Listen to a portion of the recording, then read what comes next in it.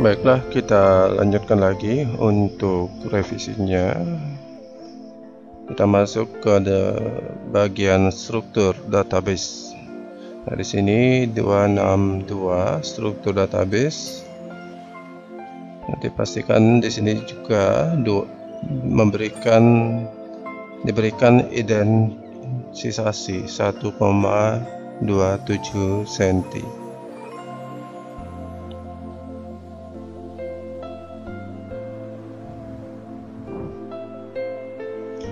Nah, struktur database, nah, di sini tentu tidak menggunakan italic ya, kecuali database-nya saja ya.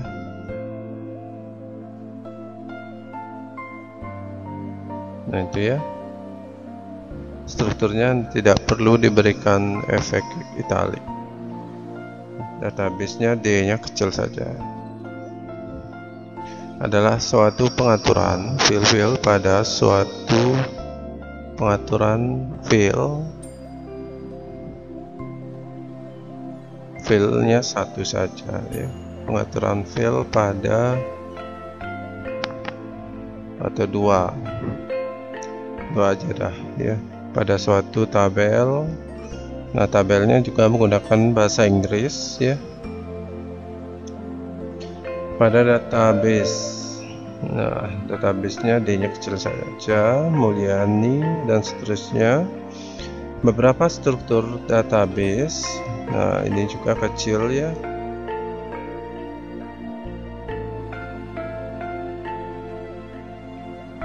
Sebagai berikut. Nah, di sini ada satunya pakai satu titik ya. Nama file.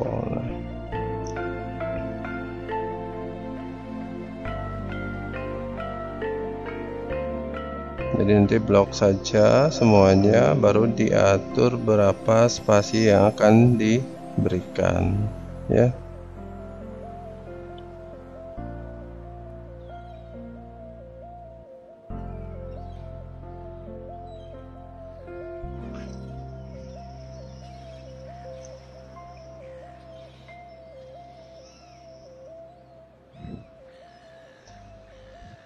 Nah, pertama ada nama file digunakan sebagai suatu pemberian identitas atau member. Membernya bahasa Inggris ya. Keterangan pada file.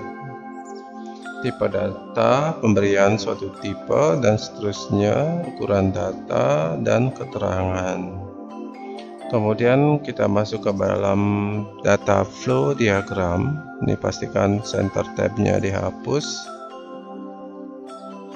Kemudian di sini diberikan 1,27 cm untuk paragrafnya ya. Kemudian bagian sininya juga disambung ya.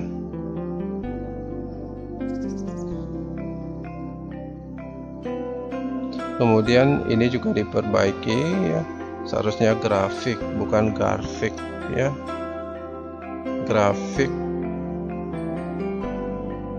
Dari sebuah sistem aliran data di antara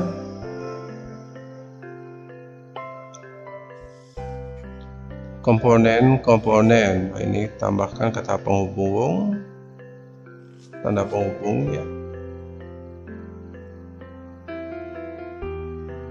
Sebuah sistem aliran data di antara komponen-komponen tersebut, asal tujuan dan penyimpanan dari data tersebut, kemudian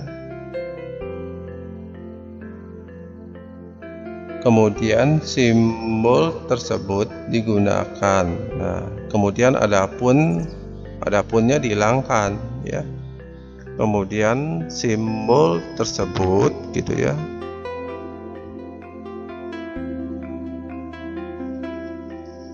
Digunakan dalam DFT adalah seperti pada tabel di bawah ini.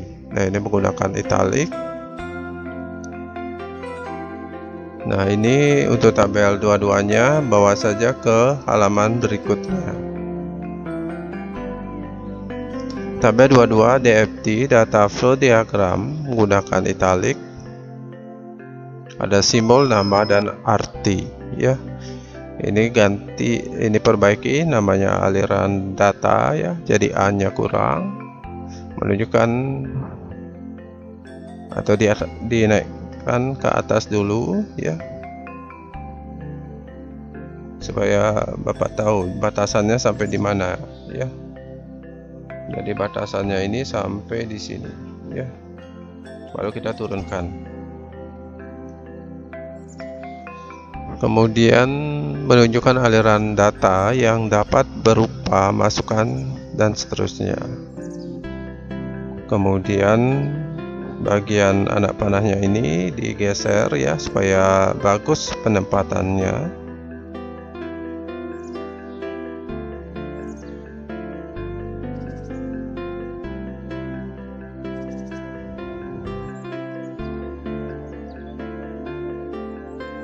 Nah, di sini menggunakan square saja ya.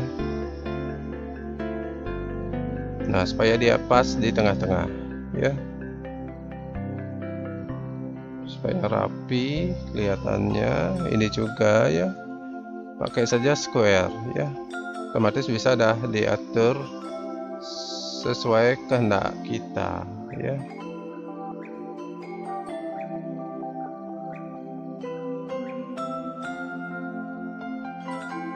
Nah, ini tidak bisa, ini berarti kita coba yang lain, coba tight mungkin.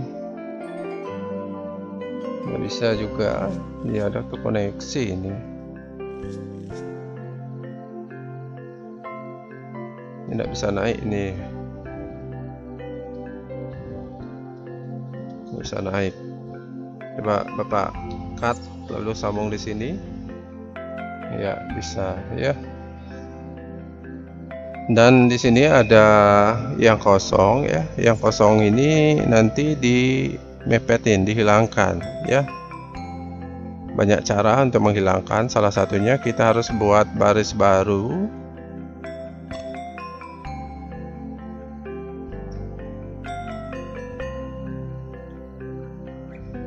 Kemudian baru dihapus ya, delete. Oke. Jika nggak bisa, nanti bawa aja ke tukang ketik ya. Jika kamu nggak bisa melakukan editing seperti ini ya. Ini blok komputernya, jika menggunakan bahasa Inggris pakai italic ya. Kemudian baru kita buat baris baru, kemudian di blok klik kanan delete cell. Oke ya. Tujuannya supaya tidak terlalu banyak space. Nah, ini apa maksudnya ini? Nah, 2. Kemudian tabel ya, ada proses tempat penyimpan data yang berupa file atau tabel di database. Nah, ini lagi ya. Ini sambung saja ya. Buat apa ada tabel baru lagi di bawah ya. Nah, silahkan diperbaiki caranya. Nah, ini di blok seperti ini. Kemudian entitasnya bawa ke atas ya. Kemudian ini lingkungan luar sistemnya juga bawa ke atas ya.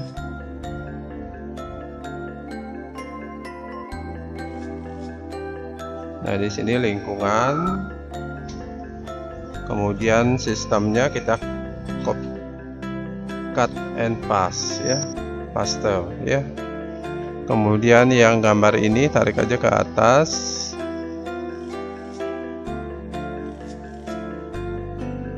Nah, picture-nya, raw text-nya pakai square saja.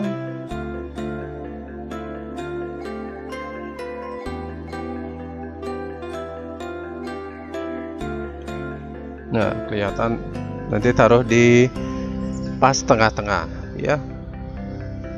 Kemudian yang ini kita hapus saja karena sudah tidak diperlukan lagi.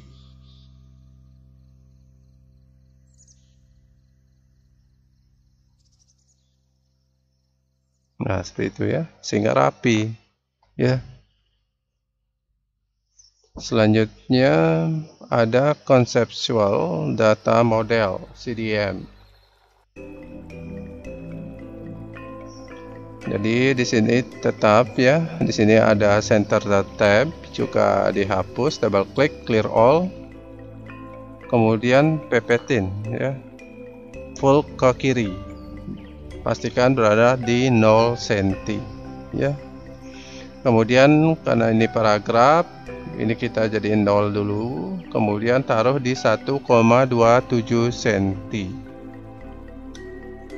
Nah, ini nanti diperbaiki ya.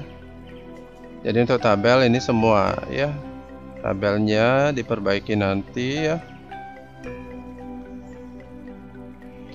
Kemudian nah, di sini ada model konsep data merupakan konsep, bahasanya udah kacau nih.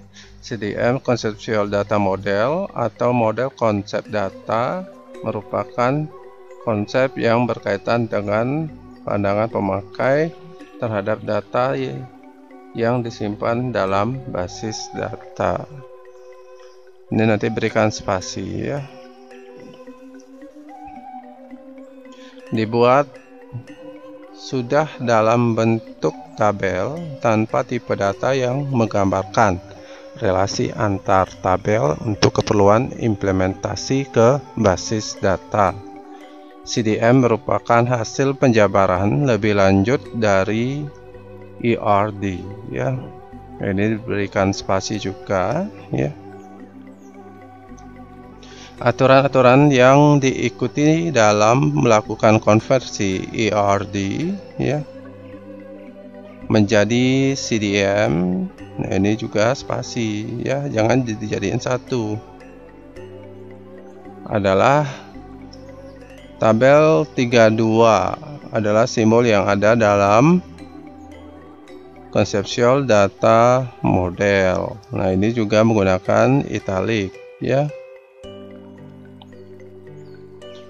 32 atau 23? Seharusnya 23 ya.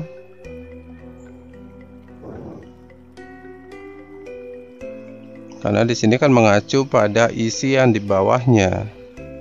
Kamu 32 berarti bab 3 itu. Nah, di sini tabel 2.3 simbol-simbol CDM ya. Nah, jika ada seperti ini nanti bawa aja ke bawah ya. Jangan ada ini judul lalu nama lalu isinya di bawah lagi gitu ya. Usahakan jadiin satu ya. Gimana caranya itu. Kemudian ada entitas relasi. Nah, kemudian 2.9 ya. Nanti di sini belum di fullin ini. Center tabnya dihapus dulu. Di fullin ke kiri ya sampai mentok. Kemudian berikan spasi ya. Selanjutnya ini juga ya di fullin ke 0 cm.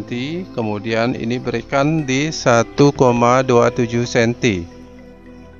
Model relasional atau physical data model (PDM) adalah model yang menggunakan sejumlah tabel untuk menggambarkan data serta hubungan antara data. Setiap tabel mempunyai sejumlah kolom di mana setiap kolom memiliki nama yang unik beserta tipe datanya dan seterusnya ya. Di sini ada 2.3. Nah, di sini sudah 2.3, seharusnya di sini 2.4 ya. Ini 2.4 bukan 2.3. Nah, ini diperbaiki. Adalah simbol yang ada pada PDM-nya. Kemudian enter ya, berikan spasi ya. Jangan dijadiin satu. Ke bawah lagi apakah ada? Ada ya. Nah, di sini ada simbol-simbol PDM ya. Pertama ada tabel yang digunakan untuk menyimpan data, ya. Kemudian, nah di sini apakah tidak cukup? Nah, Bapak coba ya. Nanti di sini kita buat baris baru. Berikan satu spasi. Kemudian ini ada relasi, ya. Kemudian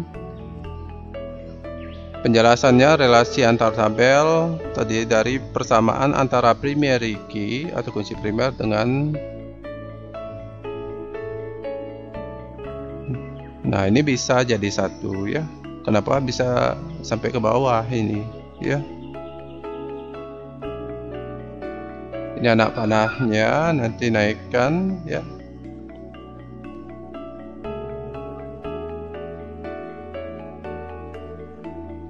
Nah, taruh di sini aja, ya. Karena bisa bergerak seperti ini, berarti kita edit di sini, ya. Atau di sini juga bisa, ya. Pakai wrap text, pakai square saja, supaya bisa dinaikkan.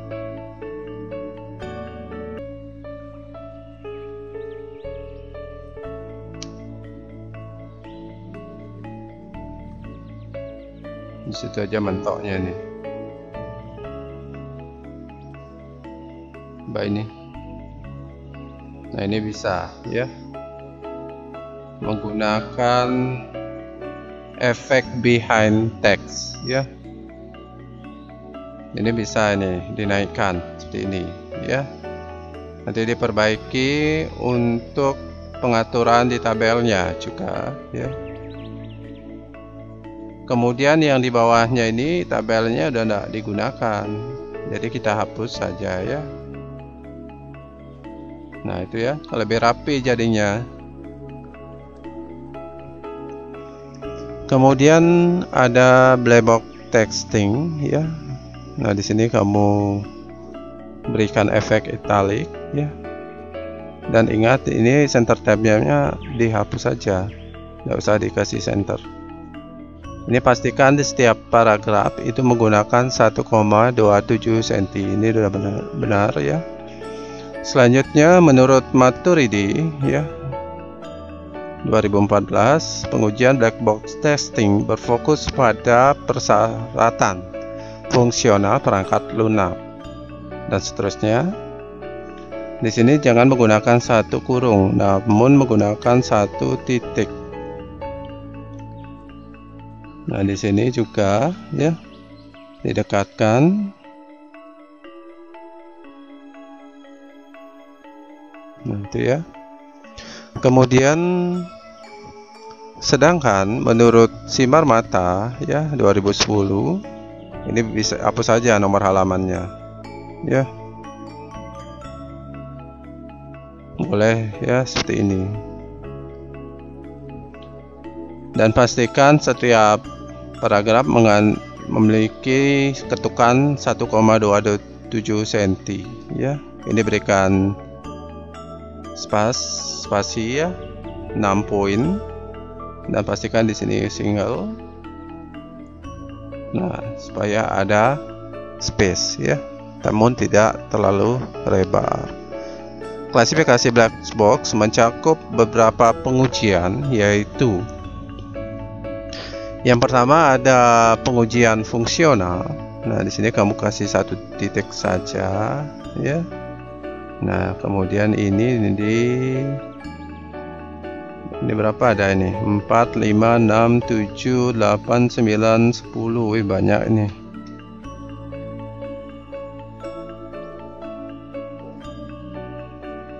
Nah, Bapak blok sampai nomor 7 saja, ya.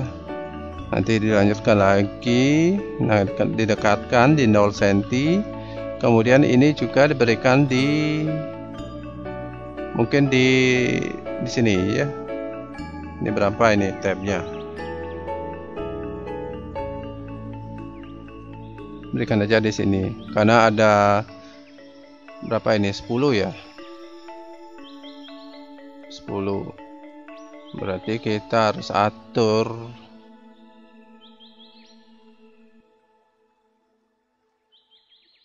pertama di sini nanti ya di blok ya sampai 11 mungkin ya. Dipastikan di 0 dulu diberikan ya. Ini juga diberikan di sini aja ya. Lalu berikan left tab. Kemudian baru di tab di keyboardnya secara manual ya. Pengujian fungsional. Nah, di sini masing-masing dan seterusnya. Kemudian pengujian tegangan dan seterusnya. Lalu pengujian beban. Lalu pengujian khusus. Ada pengujian penyelidikan gitu ya. Ada pengujian usabilitas, lalu pengujian asap, lalu ada pengujian pemulihan, pengujian volume, pengujian domain, pengujian skenario ya. Nah, ini menggunakan K ya.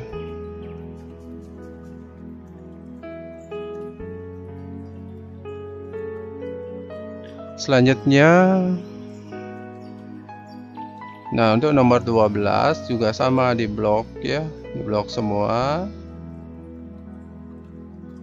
Kemudian berikan di 0 cm ya. Kemudian ini juga berada di 0,8 ini.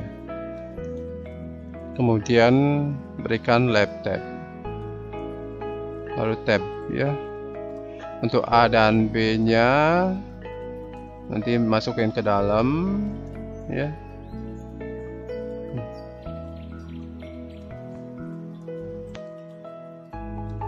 Diberikan A saja ya. A dan B ya. Kemudian ini ini dihilangkan.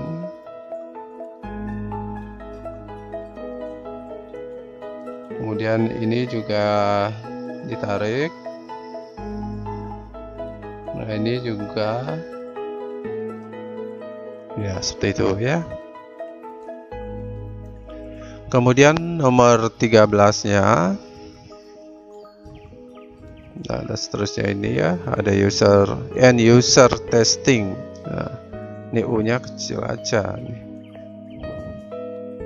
User accepting testing. Nah, ini menggunakan huruf besar depannya.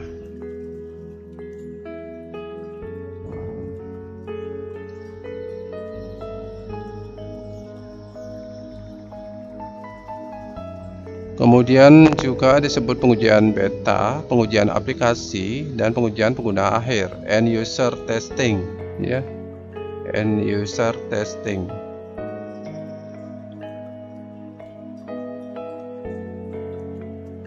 Adalah tahapan pengembangan perangkat lunak ketika perangkat lunak diuji pada dunia nyata. Buat dilakukan dengan in-house testing ya, menggunakan italic, dengan membayar relawan atau subjek, pengujian menggunakan dan seterusnya. Kemudian pengujian alfanya di sini menggunakan italic. Pada jenis pengujian ini, pengguna akan diundang ke pusat pengembangan dan seterusnya. Nah, sekarang kita masuk ke bab 3. Nanti untuk bab 3 akan kita bahas untuk sesi berikutnya. Ya, terima kasih.